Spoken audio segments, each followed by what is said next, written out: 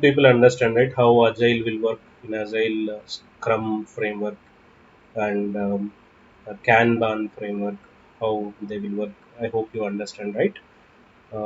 Yeah, to know more about it, maybe you can go through the document which I have shared, um, and create one Jira account. Practically, if you want to create project, under project, if you want to create epics stories, and maybe you can see how to do the estimations also, uh, using playing pokers or any other random, like even through chart also we used to send our estimations. In chart, when they ask how many points we make, we used to share our thoughts via chat also. So that is all about agile. uh, so the benefit which we understand, right, it will give a lot of flexibility to the customer to change his requirements or to add more requirements for the upcoming modules or upcoming sprints. He is having that flexibility. So as it goes in a iteration model, one after another sprint will happen, right? So people also will not sit idle. Everybody, used to spend time on his layer itself. Once analysis completed with the first sprint, same people who is working on this analysis phase, they can go to second sprint. And meanwhile, this first sprint one will go to the planning, designing. So in the same iteration, it used to happen. Usually, sprint duration used to be 2 weeks or 3 weeks. So end of the day or end of the sprint, we need to deliver the executable product which is running and useful to the client, so that he can able to start using it, and they can realize in production how it will work also. Okay, so depends on the project. It may have sprints like from 10, 15, 20, 100. It depends on the project size. Any number of sprints they can plan. Okay, so usually in a sprint, as we discussed, right, a team, we will be having one scrum master, one manager, and technical lead, architect, and senior developers, junior developers, UI team, testing team. All that combination we used to have in uh, uh, this agile. So scrum master used to take care of all the activities of the uh, sprint, like from creation of user stories to conducting sprint ceremonies, like planning sprint, grooming stories, means explaining each story, what it is for and all. And in the estimations, also he can help. And he's the key person who used to be like barrier between all the people. So if any problems, anything, you can reach out anytime to the scrum master. uh, he should do anything for you to smooth your development. So any hurdles or any issues if you have, you can share with the scrum master. And in sprint, as a team we should work. End of the day, executable product is required, and everybody should cooperate each other. As a team, we should deliver the sprint. So then in sprint, in agile, we say success is team success or failure is team failure, not an individual's one, because the main motive is everybody should help each other. So if you stuck somewhere, somebody should involve, and they should make it work for you. In case if somebody is having your help required, you need to jump in and help them. That's how in a great motivation, agile will move on. It helps, end of the day, it is very useful to the end clients, and as well as vendor also. Uh, better time management and better resource management we can do here, if you compare with the traditional waterfall model. Okay, so now coming to the application, which we thought about. Let me open the documents. So entities we have, use cases we have.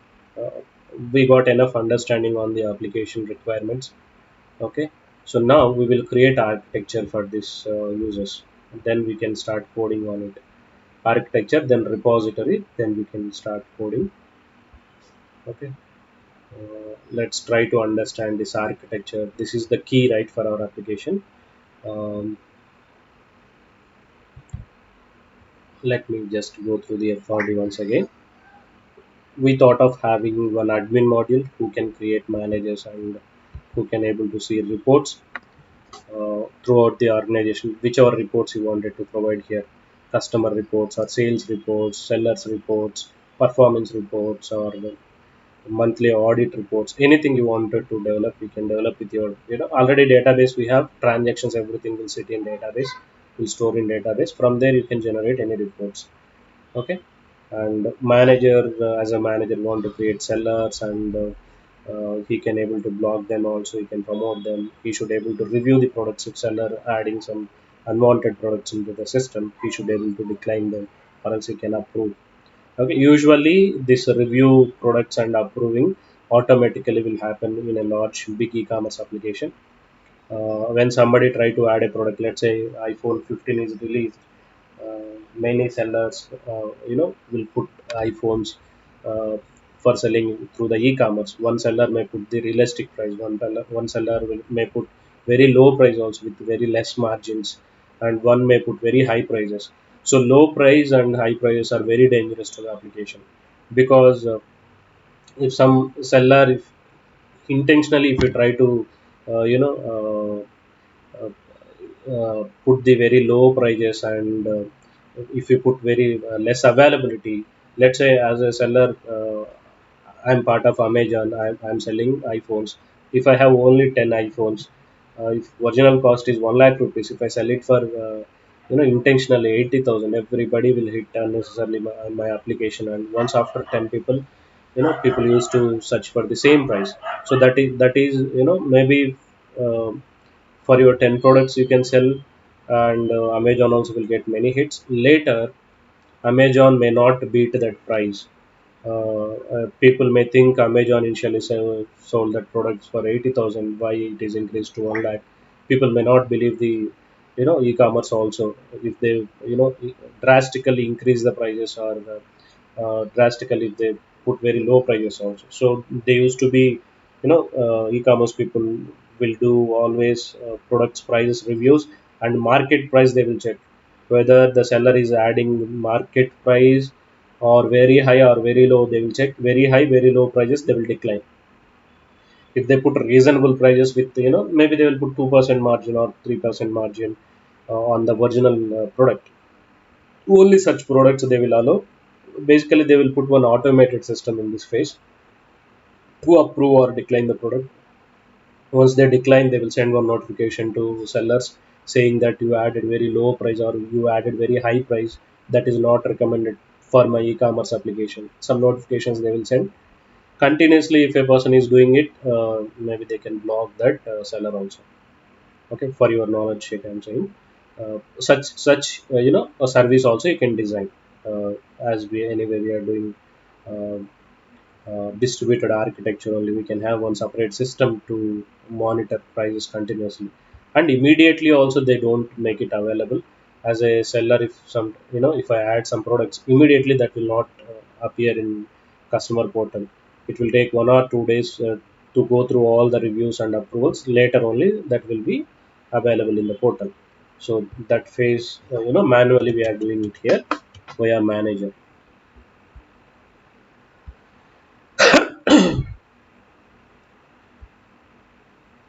Then manager can create sellers, right? As a seller, he can add his products. Uh, uh, they can add their products, and they can send it for the reviews. Once approved, that will be available for the customers, and he can see his sales information, and he can able to see his reviews and all. I hope for all these use cases we create tables, because if you want to do one screen, for that screen you need table also, right? I think for all these use cases we created tables also. And customer also, you can able to do sign up via single sign on using Google or Facebook APIs, or he can register with his mobile number via OTP also, we can authenticate him. And he should able to see default products. We understand, right? Once we go as a normal user to Amazon.in, it will show the default products to everyone. And again it will show the customer interested products also, based on the back end analysis. They may do lot of back end engineering to understand your interest also. Maybe if you do some Google search, Google API will record all your interest, and they will sell that, your data. They will sell which all products you are interested in, to the all the e-commerce. Whoever is interested, they can buy your data, and whatever products you are showing interest, right? So to you they will populate that interested products also, so that easily you will attract, right, for the product whichever you are thinking that if appears on the portal, immediately you will show more interest and buy it.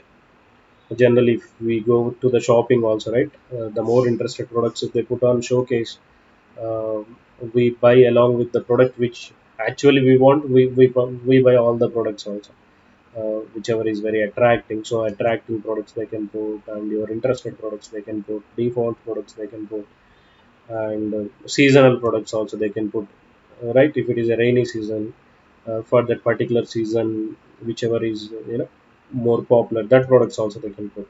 Maybe you can add that use case as well here. If it is a summer, they can add ACs, coolers. If it is a winter, they can add some, woolen, maybe uh, what we can say, cloths for that particular season. Or if it is a now rainy season, products they can put, right, like that. Customer can search for the products and he can add them to cart, and finally can buy or cancel once he done with his purchase. All that items data we should able to track.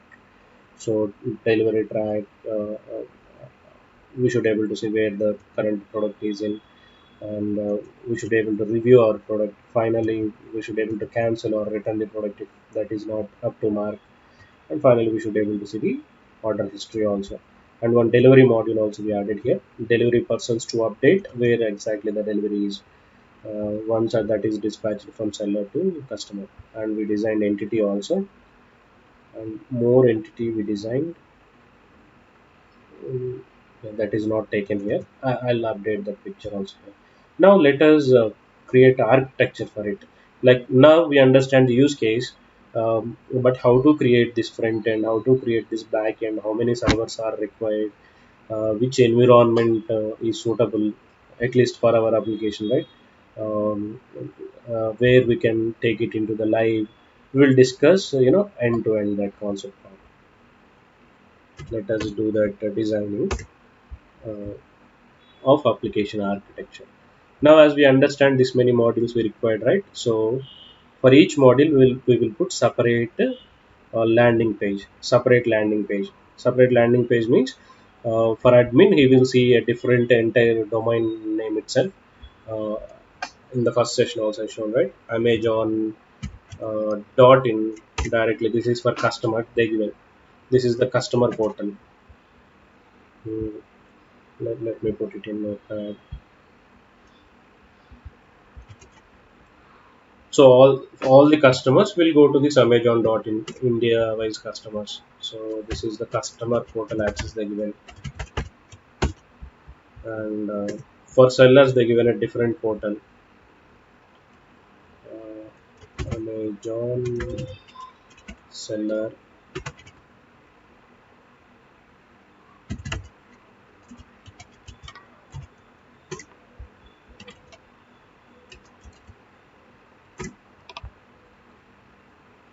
So this is the Amazon seller. Sell dot Amazon domain name itself you can see.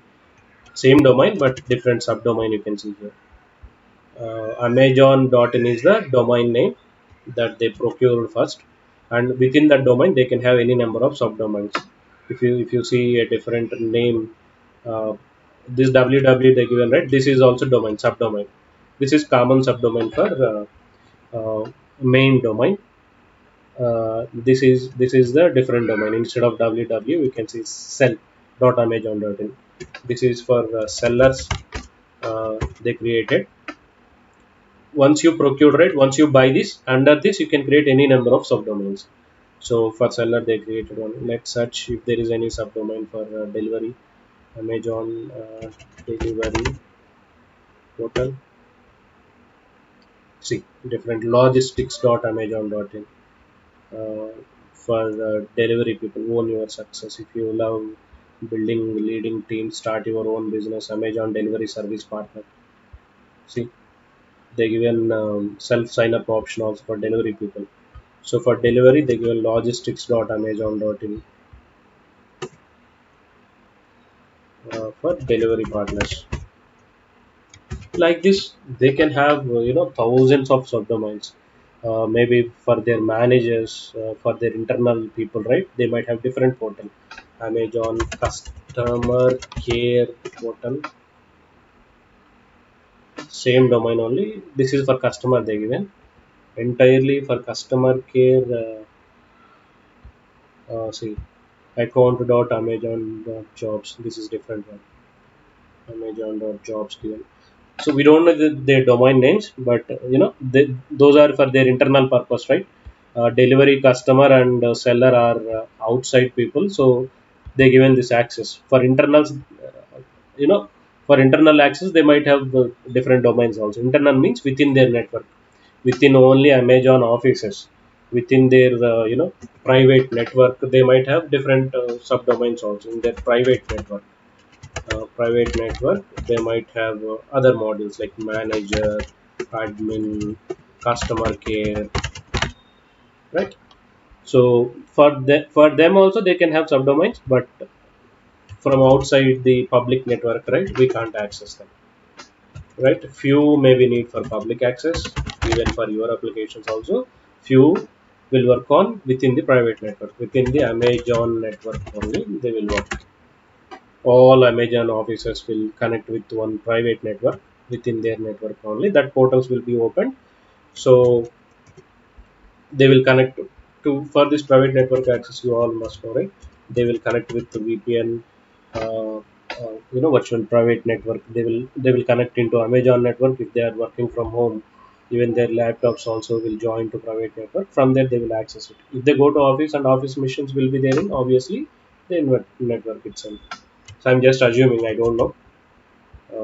This is how they might have their internal portals also. So if you see here itself for this e-commerce, few domains or few links are for internal, few links are given in public network, right? These all are public seller, delivery, all this given in the public network, and few are there in private network also. Okay, so one application can have public network access and private network access both. You understand here, right? For Amazon itself.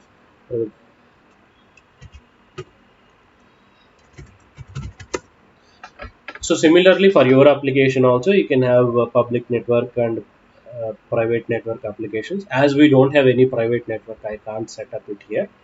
But just assume the modules whichever we're going to create, right? Customer, seller, delivery, we will give public access. Of course, admin, manager, admin also will give for the public access only. But while you are working to any e-commerce partner, right? They will have few internal, few external applications. Now coming to our application, we choose this many use cases or modules. Uh, so how many front ends we required, how many back ends required, and which all other services are required, we will see. Obviously, we can buy domain. Okay, so we can buy domain. Within that domain, we can have subdomains. So domains anytime you can buy. Now you can start development. Once you think that at least one module is ready, by that time you can buy one domain from GoDaddy or any partner. Many providers are there who provides these domains, right? There you can buy them. Okay, so maybe as a first step for the coding, you may think about it from the management point of view, right? Coding people may not see it, but somebody should procure it, right? Somebody should buy it. If you are in that position to take the decision, uh, if your client says search for this on so domain, I don't know domain knowledge, please buy something for me. If you say, you need to buy it. So buy one domain first. Go to GoDaddy. This is very well known one, and recently I purchased in Big Rock also. This is also one good provider. There are many. These two are very popular. Okay. They usually take 99 rupees per year, I think. Later, five hundred or 600 like that they will take for your domain. Really, it is worth to buy. If you want to buy any domains, buy and keep it in your wallet if you want. Many people will buy and block the domains, and they will again resell them. Once you buy one domain, right? GoDaddy will ask you, would you like to sell your domain? Let's say for 99 you purchased it, and for 5,000, 6,000 also they will sell it for you. So that will be credited into your wallet. Many people will do that. Okay, now we are deviating actually. So we need to create architecture. We understand use cases, and here we need to create architecture. So architecture means where do we need to launch all our applications, how to code, right? How many teams we need. Consider uh, generally we all learn monolithic, right? Web pages and code, backend code, and the database also. We put it in a single machine and we code it, right? Everything we put it in a single machine and we work it as a single project. Even in my local, I used to do the same. Okay, so now this is in local, but when you want to create such a huge application, one machine itself is not sufficient, or one team itself is not sufficient to code. So multiple teams parallelly should work. Earlier we used to put back end code and front end code together, and we used to create monolithic applications like servlets. If you know servlets or .NET based applications or PHP based applications. Nowadays, we are not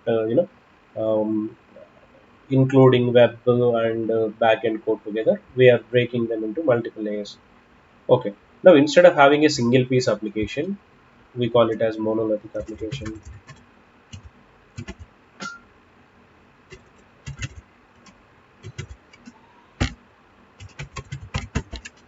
single repository or single code base. So if you have single code base, maintaining multiple teams is very much difficult. Okay. Multiple teams may not work properly. They can work, but lot of issues we will see. Yeah, apart from multiple teams, there are other architecture challenges also. Let's say, imagine this one, right? Imagine Amazon itself, okay? If you are running all these applications into one single server, do you think they can able to manage huge network traffic? No. If they put all in a single server, they can't manage them, right? At least, right? Minimum to minimum for each module, they should maintain one production server and one failover. At least minimum to minimum for customer kind of portals, they will maintain. I just imagine they might maintain 30-40 ports, I believe. I'm just imagining, I don't know the count. I really didn't look into that, but more than 40-50 ports also they might maintain. Okay, based on the network traffic, they will redirect it to different servers. Code is same, products also same, they will display. But back inside 50 servers parallelly will run for the customer portal itself. So let's say Amazon sale, if they conduct, right, they might increase this pods count to 200 and 300 also. Usually in festival season or August 15th or January 26th, they used to conduct Republic Day sales, right? So in that season, they will increase the pods count also, production servers count. Same code only, they will put it into multiple machines. Means the server you can consider like a server. Okay, basically in DevOps we say all the combination of your code, database, services including together, we call it as a pod, but time being considered like a production server. Okay, so instead of maintaining one production server, they will hugely increase the count. Let's say from tomorrow Amazon sale is going on, what they do before 1 week or 1 month, onwards, they will put a lot of pods, and they will check all that pods are working fine or not. Then the application will be ready for any number of users requests. During that season, usually per day they will get millions of requests. Running one single server may not handle that many requests. One single server may not handle. Yeah. Yeah, upscaling. So automatic upscaling also they can do. Okay, so they can put that threshold based on the users count, but maybe they may see delay while doing upscaling, right? We don't know whether that uh, scaling properly happens or not. Prior to the sale itself, they will upscale manually, and they will make it ready, or at least they will make sure that that many pods will run. At least, if you consider, at least one production server and one failover must be required. Failover means if production server, due to any damages, if it crash or due to maintenance, if it is going down, the failover will immediately pick up the network traffic. So, like if there is a huge traffic in one road, traffic they can divert to the another road, like diversions they used to put on the roads, right? Similar way, if something has happened to your production server, then immediately the network traffic they will turn to failover. Manually we used to do this. Now cloud is handling all this, without manual intervention. They are very smart. They are automatically upscaling, automatically failovers also they can up and run. Switching, so many switches they will add, not in depth into it, but logically that is what happening in the background. So at least if you consider one production, one failover for each module, right?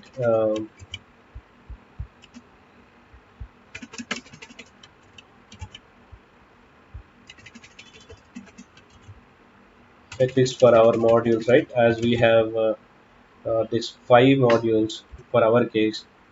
Okay, we need five servers, five production servers, and five failovers. In recent my application also, people where they don't know how many servers required. My client was asking how many servers we need. As we completed almost one module, they're asking we need to procure the server, so I should add that in the budget. Delivery people definitely should communicate to the higher authorities how much investment they need for the upcoming quarter or for the uh, applications. So for them, we need to give the clarity how many servers are required. My people, they are from different backgrounds. They are not aware. Even I'm not having full idea, but with my experience, I was telling them at least one pod and one failover is required. That's how we procure. Definitely, this is the least possibility, that we should procure. Uh, so at least here for our application, if I see five prod and five failovers, so altogether 10 servers required. 10 servers required. Uh, so 10 servers means, in simple words, 10 code bases will run parallel. Okay, 10 Tomcats will run parallel. In simple words. Now this is only for backend. What about again front end? Front end and back end together we will not run together, and in single server we never run. So again, for front end, same combination again. For front end also same combination. One failover and one prod front end code. This is only for back end. I'm talking Java code. Front end HTML code or your Angular code or React, wherever your code running, right? Front end code. Generally we should not run them together. If together, if you run, what will happen? Front end may occupy a lot of memory, and it may put uh, blocker to your back end logic execution. Because uh, when we procure the servers, let's say maximum 8 GB of RAM if you procure, and 250 GB of hard disk. If front end occupied with this 8 GB, where the backend code will run? So backend code may get fail out of memory issues, a lot of issues you might see. So usually we will deploy, front end also in a similar fashion, or at least five. If you don't think about failovers, if you think about failovers, again 10 servers per front end also. My application is back end only, so For our case, we decided one prod and one failover for backend code. We have front end also again. So this many servers are really required. Yes, obviously. Then only seamlessly customer will will see his response. When he hit the application, it won't show any lag. Immediately it will give response, so they will show more interest with your application, and they will see very less failures. Old generation applications, if you see, there you will see lot of issues. A lot of time it used to rotate continuously, and it used to go fail. Even government applications, if you see, right, they don't maintain. Nowadays they are maintaining. Earlier IRCTC, or recently we saw one coin purchase application, that application also went down, mm, when when at least 1 lakh people hit it, that servers get crashed. So if your application,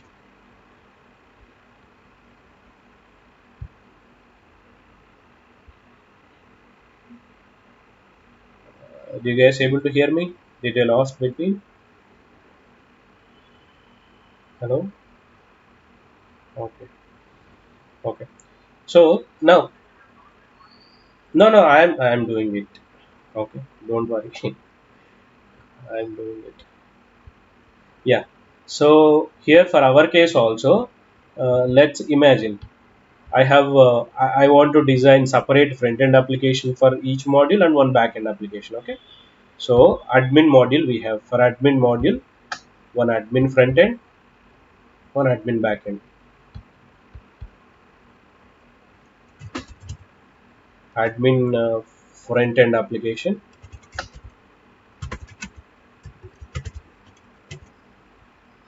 admin back end. Do you know what architecture we call it? If each front end, if it is having a back end in microservices, we call front end. No, no, microservice architecture only we are going. In microservices also, usually for small scale applications, right, for small applications, let's say internal application, it will have multiple backend applications, multiple backend microservices, one front end applications it used to have. Okay. And we say only, we call it as front ends for backend. Front ends for backend means for each backend one front end we will maintain. Always go through this portal microservices.io. Let's search front end for backend. External API access, right? While giving via one gateway, we can have one front end application. Via gateway, it will hit all your backends. Or you can have each front end separately for your backend without gateways or with gateways. Let me tell you. Okay, for admin module, I can have one admin front end and admin backend. Same way, other modules.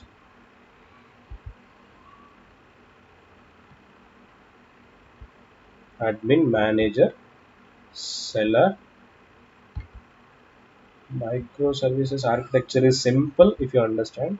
Otherwise, we feel that why this many servers, this many code bases. People need to habituate it in microservices, especially, right? Continuously, we will switch our code base to different services. Yeah. So admin front end, separate admin front end team can work on it. Let's say if it is a huge application like Amazon, to work for admin itself, maybe 10 to 20 people might require. So one admin team parallelly can work. That is the great benefit in microservices. One team, one UI team can parallelly can work. One UI team, one admin UI team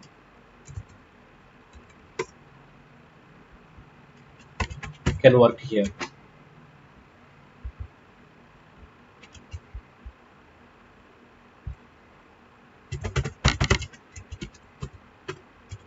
Manager front end.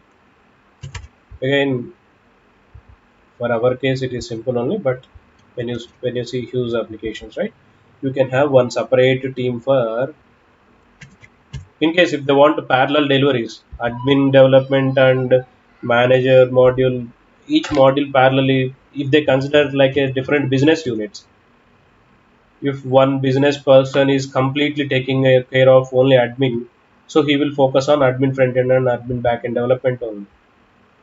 Okay. And one team, especially if it is dedicated for manager, they will work on manager front end and manager back end. So here you will have back end team also, one admin uh, back end team.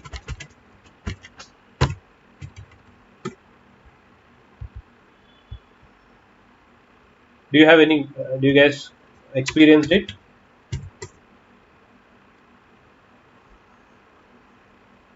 Hmm. Yeah.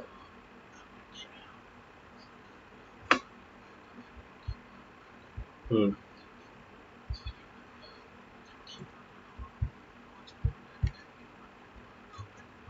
Only front end, only front end only, only this code only they should get.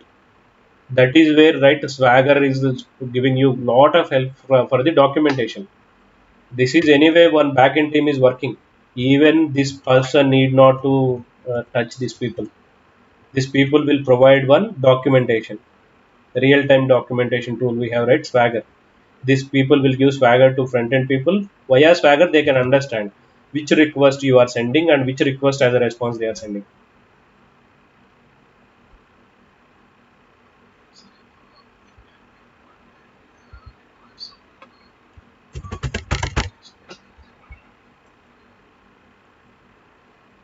That is a crash functional teams. You need to get the access first, many things, right? First, for this admin front end, admin back end only allowed. Okay. In case if there is any external scenario, if manager module back end code is required, then you need to reach out to the team. I'm saying that business unit itself is a completely different business unit. You need to contact your delivery person. You should ask, I need some manager module stuff, can we get that access? So your delivery head or your manager will reach out to this manager team fellows, and he will ask, can you please provide access to my front end? Then he will ask, what is your front end domain or IP? I will whitelist your application so that you can access it.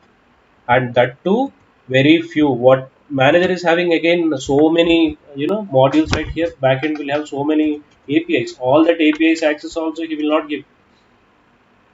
So whatever access you required from the admin module, only that API access he will provide to you. Okay.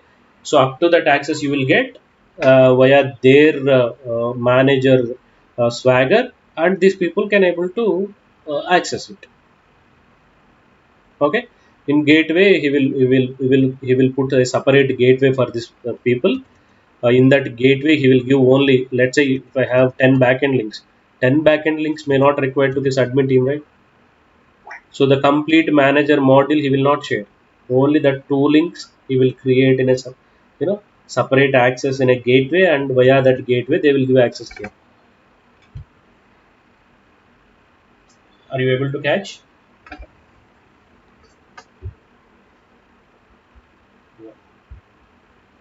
Yeah, we'll talk about that problems also here. If you are not aware of microservices, each problem statement and the solution we will talk here. Okay. Manager module I have here, and seller front end. It is really interesting even from the architecture also, right? Seller front end, seller back end, customer front end.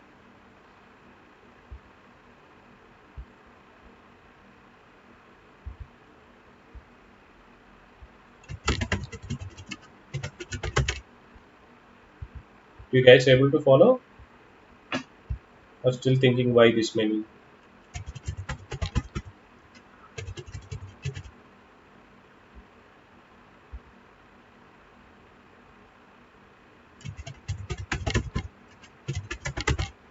Delivery back end.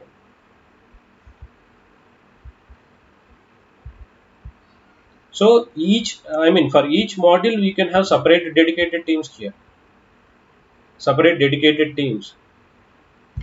So architecture wise, technology wise, everything it will support, independently to work. Okay. So seller front end team, okay, just imagine everywhere we can deploy different teams, so they can work parallel. Let's say if admin UI team is working here, and generally back end team will start very ahead. First these people will start their development.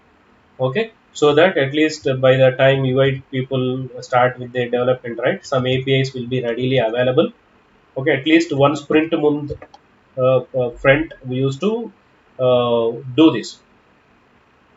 uh, Usually in our past projects also we did that. First we started with the backend.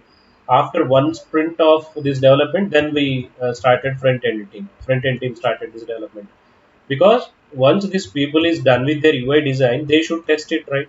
If they want to test it, a backend code should readily available. So that's the reason we started this backend module first.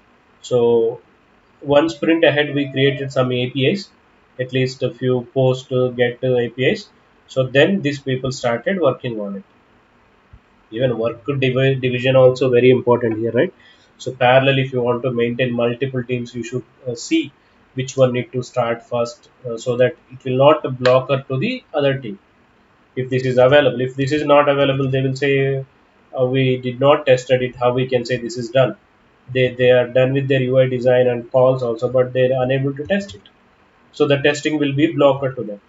Okay, so at least if backend people will start first, right, they can test independently via postman or for backend people we have different set of testing tools, so we can test it and we can make it available, so that these fellows also can work and test it. Finally we can integrate and give this integration testing to integration testing people. Yes, just give me 2 minutes, I'll just come back.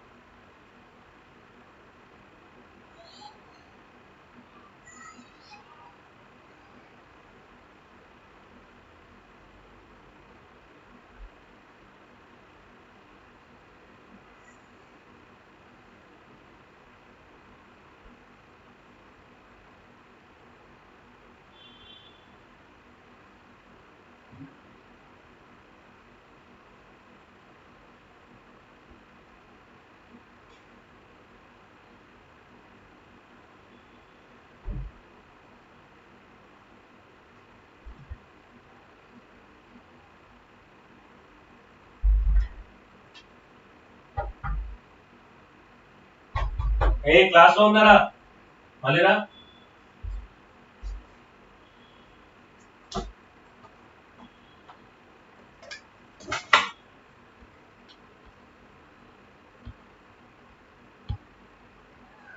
Yeah, I'm there. Yeah. So what I was saying is, this is how we can create our front end and back end applications, and we can have dedicated servers for each back end application, one server and one failover. Same way for front end also we can have. Coming to the development side, always it's better to start back end first before the front end. Parallel, if they are working and if they wanted to wait for the testing, yes, they can start, but it's always good to start backend first. Okay, so now here front end people, if they want to access backend, direct to backend services access we don't give again, right? Direct backend access we never give, because it will create lot of security issues. Though if it is your front end team or a different business team needs your front end access also, we never give directly this back end urls to this front end people. Okay, generally back end will not access front end, we never call this way, but front end will call the back end. So every back end application and failover, right, for every application, for every back end application, right,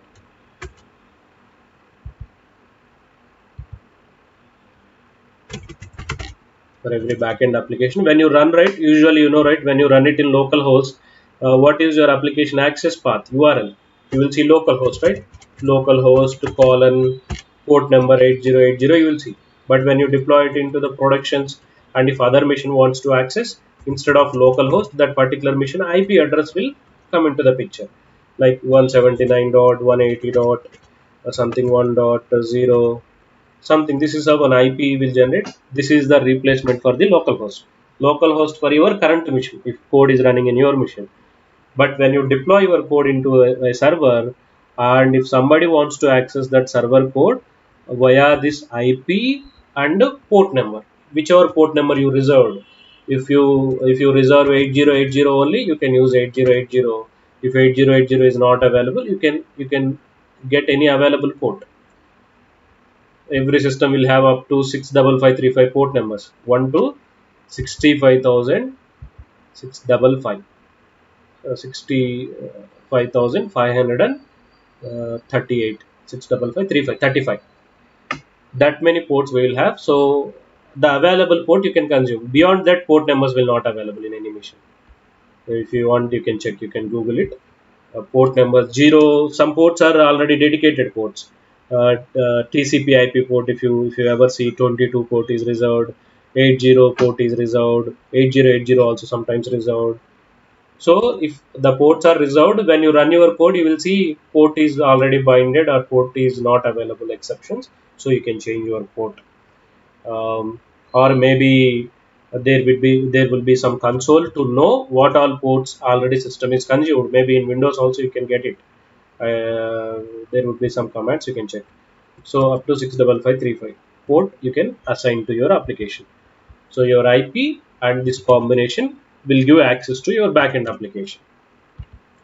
But we never share this IP and port to this front entity. They should not learn about your IP and port. They should not aware of it. If they are aware of it, what will happen when you share it to your front end team? They will directly call this IP and port. Whoever is accessing this front end, right? They can easily able to see what is the back end also. So when you hit right, when you go to the network tab in UI, right?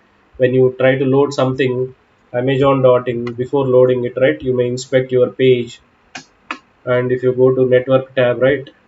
Network tab, and if I hit Amazon in, you can see all the calls here, backend calls.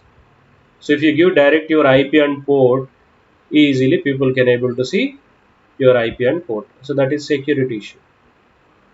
That is security issue. Direct access we should not give. So instead of that, what we do, always we give backend access to front ends, either your front end or other front ends. In between, right, we will put gateways.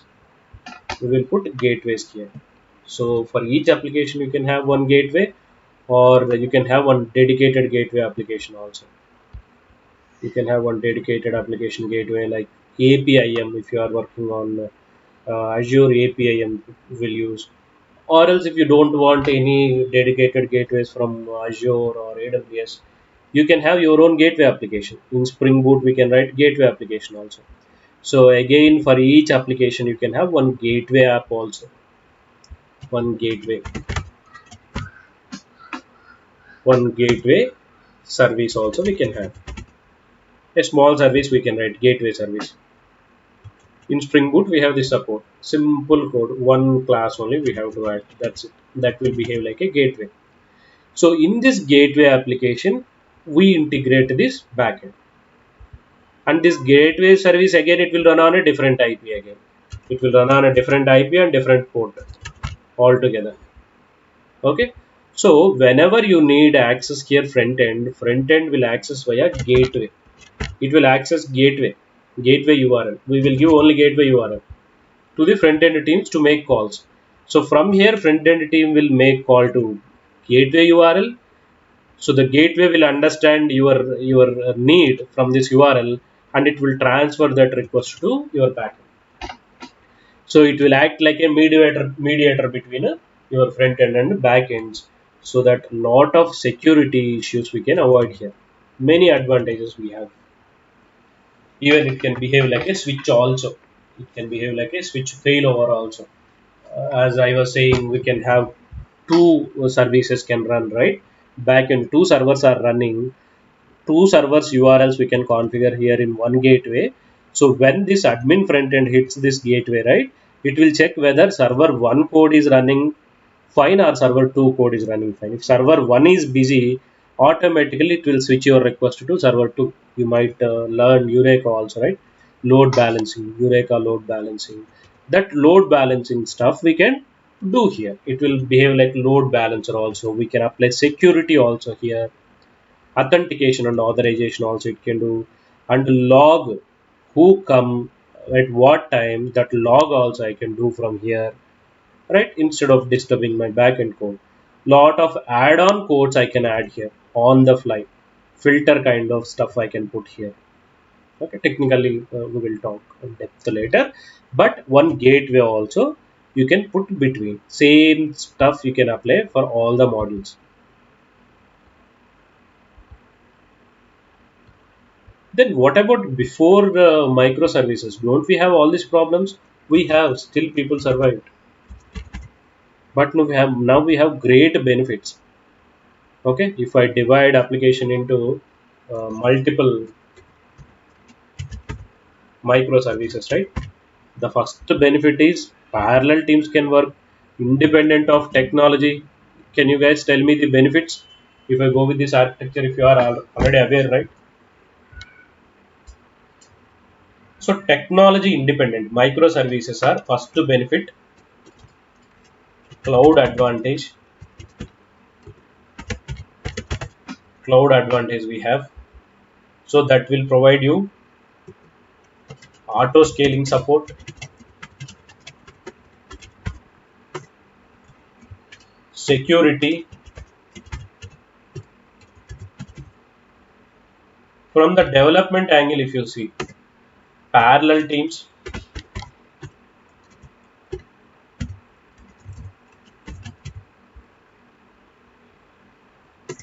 and another great benefit is technology independent. Now here, now here, consider for admin module, my company, small company, I wanted to start with development. Already I have some Java people. Okay, I have some Java people. So I'll assign Java people to work on admin backend.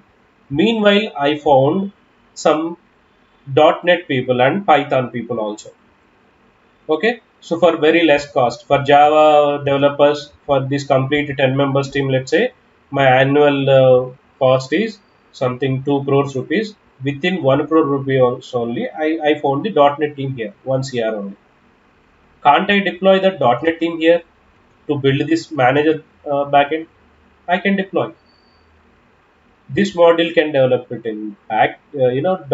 This model can develop it in Java. This model can go it in a different way. Salesforce, if it is providing some support, already pre-matured modules are there for customer. You can use Salesforce modules, or you can use any technology independent. Now you don't have any barriers.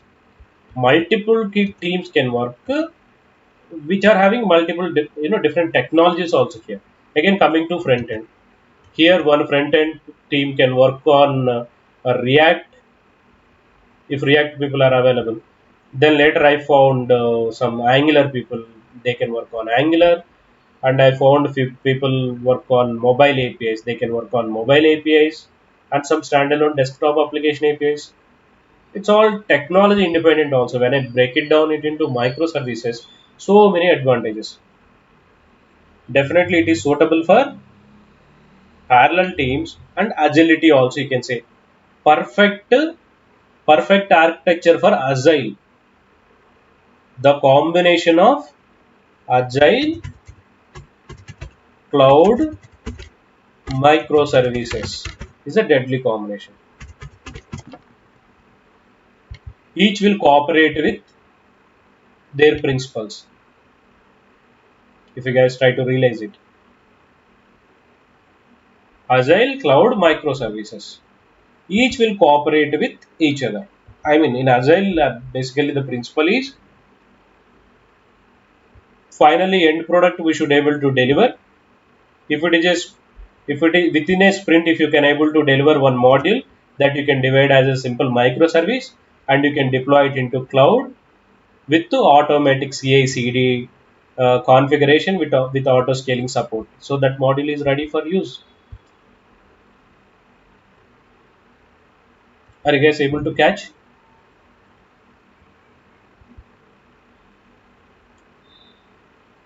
Yeah. So that's how I used to believe. Not only this is the deadly combination. That's how all the projects are running. They will use agile model for the project maintenance, and they will use cloud for the deployment, and work will happen in microservices.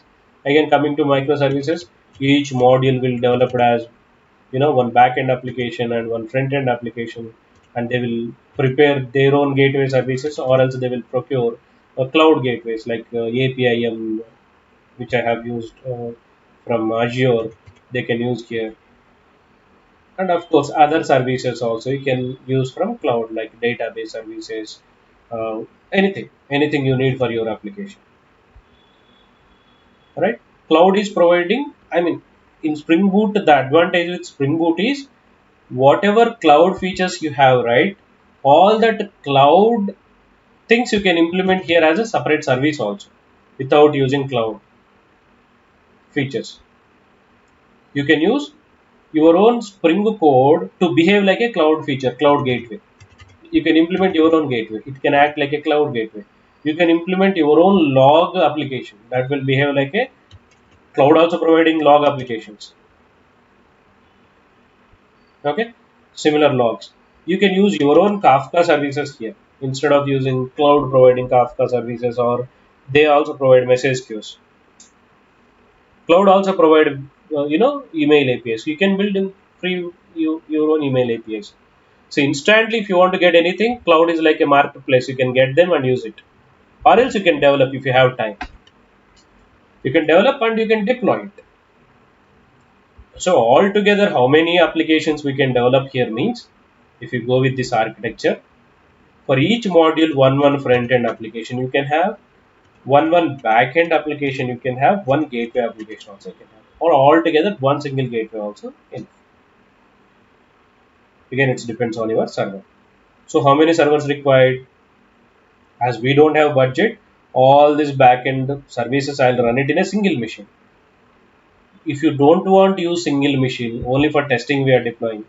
In general, we don't use single machine. If you have multiple Linux machines, in one Linux machine you deploy admin module. In one Linux machine you can deploy other module. Same way, how whatever way we do deploy all these modules in a single server, right? Same way. So I'll treat it as a separate application. I'll deploy it in one port. Let's say if I have only single machine, I'll use different ports. 8080 for admin, 8081 for manager, 8082 for seller, 8083 for customer, 8084 for delivery. And for gateway applications, something 6060 for gateway 1, 6060 for gateway 2, gateway 3, like that. And coming to front end applications, if I use simple HTML and CSS and JavaScript framework like jQuery, I can use Git pages to deploy. So server composition also I'll tell you here. To deploy my front end code, okay, I can use Git pages here. It is open source. If people really enjoy it, even you can use it if you want to build any small scale applications. Git pages you can use for your front end. If you guys have any other technologies idea also, you can share it with me, which is very open source, which we can able to deploy. In Git pages, I can deploy front end with the combination of HTML code, CSS, and JS I can use. Even Angular also you can deploy. You need to convert into TypeScript, and there are some steps that you need to follow. You can deploy Angular as well in Git pages. If you go through that step by step, right, you can deploy. So we can have 5 Git pages, means 5 Git pages means your Git repo only. I'm sharing that Git repo, right, for your portals, video portals, same way. So in Git repo only, you can create one Git repo. In that repo, Git pages we can create and we can launch our print.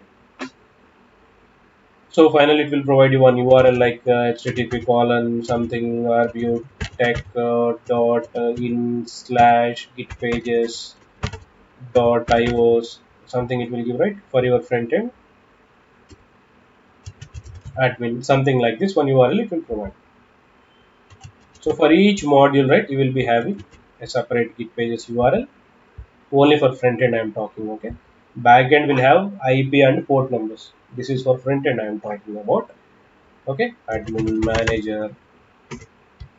Do anybody aware of git pages before from our session? Customer. Do you know any other alternative for it?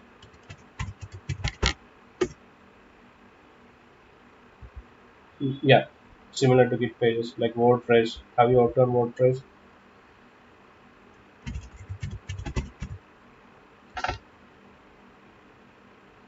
Mm-hmm. Okay. Yeah. This is very.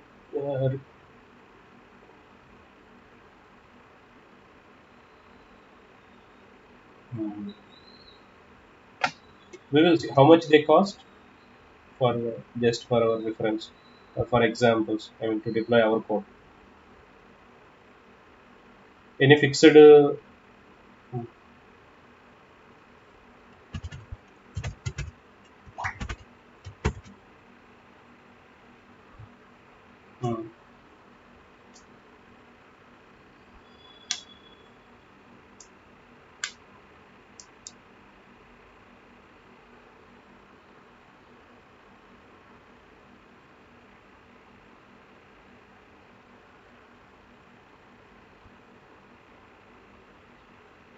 Acha, acha. Okay, got it. Mhm. So all the configurations we do manually. No, to deploy our own code, we design entire code whichever way we want and we deploy it. So yeah, similarly you can have five separate repositories and deploy your 5 front-end applications. And if you don't want show this, right, if you don't want show this to customer, buy one domain in GoDaddy. Okay, if consider RBU eCart. If I buy it, okay, RBU eCart, if I buy it, what I will do in this domain RBI cart.in, if I buy in this domain directly, I can use this domain for customer. In GoDaddy I can configure it. When somebody call this RBU cart.in from browser, internally I can able to invoke it using forward concept, not forward actually, the domain linking we can do. People will see only RBU cart.in only, but internally it use this domain to load your application, but it won't visible to the customer. They will always realize that this is RBU cart only. Okay. Now within this domain, you can have multiple subdomains. For admin, you can create admin dot RBU cart dot in, and you can link this to your admin module, your admin front end code, which is running, right. You can link this to admin module. Like this, you can create 4 subdomains, and you can utilize them. Customer will, always reach out to this only. From here to his actions will go here. From here, the request will go to the gateway, whichever gateway we configure, right? The gateway IP and port. From this gateway, we forward that same request to, means if customer adds some product and if we try to purchase it, so the data should go to the backend, right? Via gateway to go, and here we can have customer backend.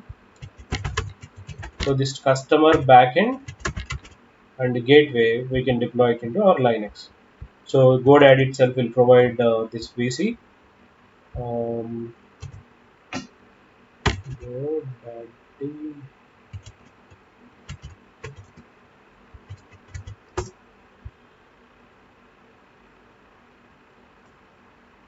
I believe VC, right? Hosted VPS. You can buy this. VPS fully managed or VPS dedicated servers. You can buy it. One Linux machine they'll provide. This is sufficient for us. Okay.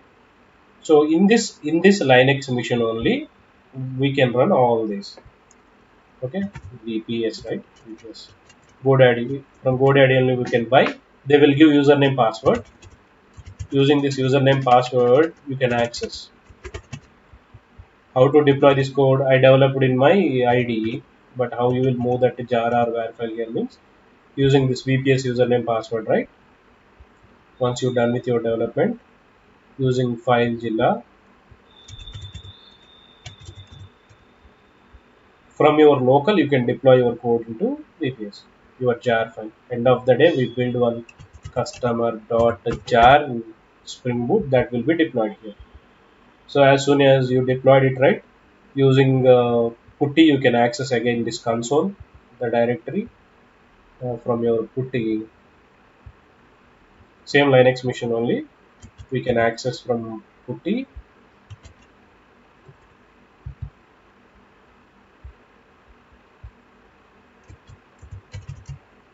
Okay, you can access from putty this location wherever you deployed this jar, and you can use your Java command, Java space this jar, run it. It will run in your backend on the dedicated port, whichever port you assign. That we will see completely how to assign port number, how to access through FileZilla, how to deploy it, how to again access to run your code. Generally, nowadays you might not seeing all this. People are doing setup, CI/CD. In CI/CD, they are putting all the scripts, and that scripts integrating with your Linux, and directly when you run that Jenkins internally, the script will run and it will place your jar file and it will run automatically. But here we are seeing everything manually. That is what in CI/CD also they do. Okay, once it is up, it will be available. Even gateway also you can deploy here. In one single VPS itself, we will deploy all the jars, gateway jars, backend jars, everything, as we don't have for learning only, right? But during your architecture setup, you can suggest to your client to do by multiple missions for sure. For each backend, suggest two VPS. Uh, One is for failover and one is for prod. In case if they have still budget, you can suggest one COB also, continuity of business apart from the failovers. Okay, so this is how we will deploy our front end and back end. Even for this back end also, if you want subdomains, you can create subdomains limitless. You can create any number of subdomains.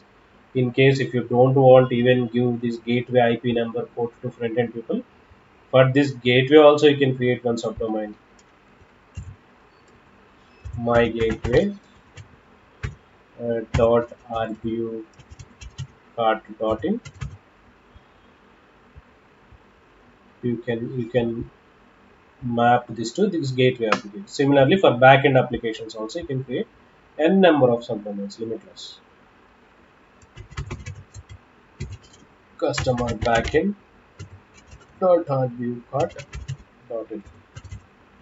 And while configuring, instead of using IP numbers and port numbers, right, you can use this domain names only here. This domain name you can configure it in gateway. This gateway domain URL you can give to front end people. Generally, during development, people will work with IP and ports or uh, some existing company domain names they will use for time being. Later, once it moved to production, right, this is how they will configure everything. The end product looks like this.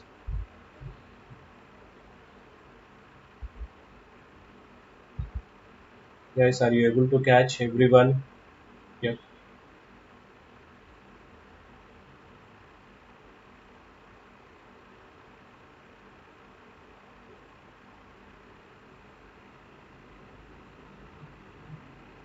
Jenkins, I no deploy I can't do. I can't do even that setup. I don't know end to end.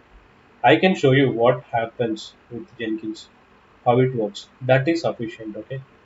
In case if you need that depth, maybe I don't know who is teaching here. If somebody, I'll let you know. You can join that sessions. But when time permits, when I learn it right, I'm very interested to do the complete setup with AWS and all. Um, I'll invite. Okay, someday I'll invite everyone. Now in this session also we have previous students. Okay, similarly I'll invite everyone for that 2 sessions or 3 sessions going forward. Maybe next 2 months or 3 months somewhere. When I found that I'll definitely help you guys. Okay, but here, I'll explain you how it works, but I can't do that setup. Okay. Yeah. Yeah. Mostly you will get end to end apart from that cloud and Jenkins part.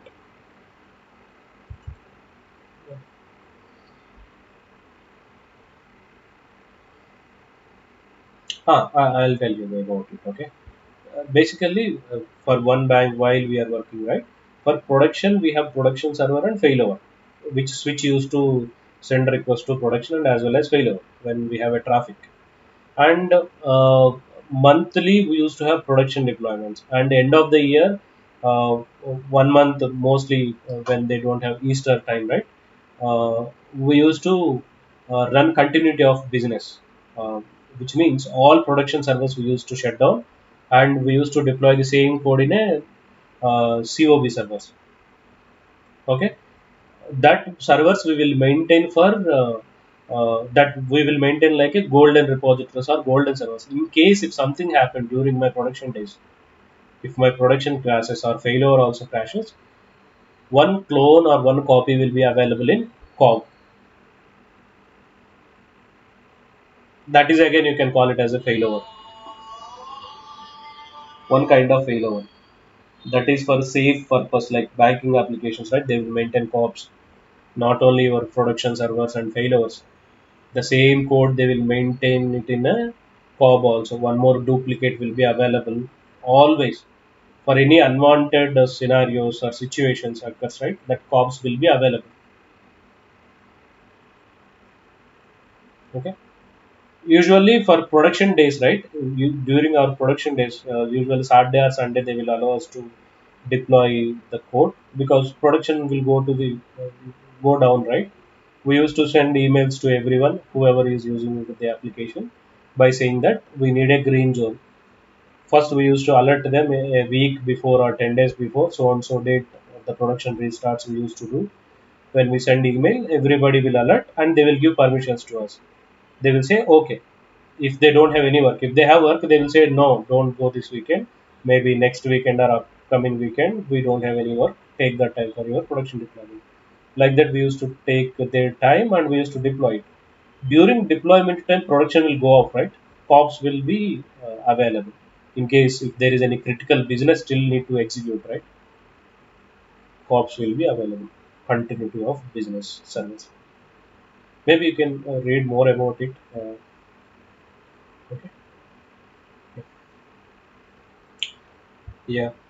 So the same architecture, whatever we thought, right? For this architecture, now we will create repositories. Before going to create repositories, tomorrow session, right? We will discuss about little bit about Git and Git commands.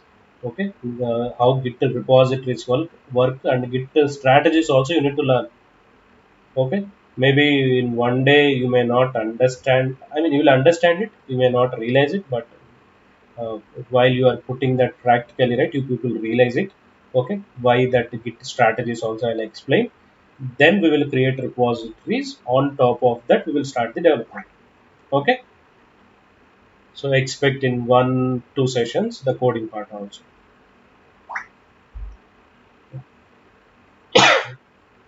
That is all for today. Okay, we will meet tomorrow and continue from